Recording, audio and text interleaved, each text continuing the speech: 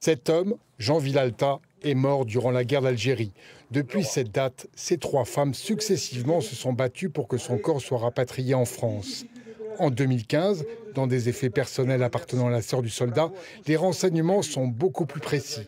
Cette année-là, ma grand-mère a trouvé une lettre qu'on n'avait jamais vue, qui date de 1968, où ils disent en fait que le corps a été déplacé et qu'il est enterré à la nécropole au Petit Lac d'Oran.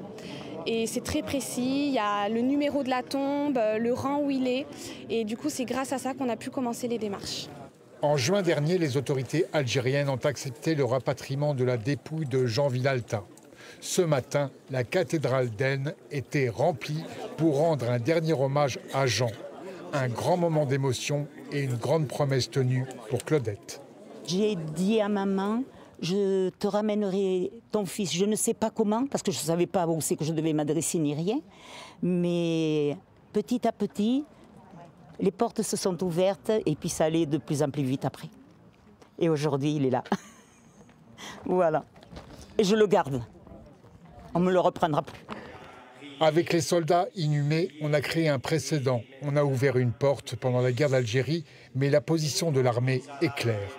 Aujourd'hui, les frais sont à la charge des familles. L'État français ne prend pas en charge.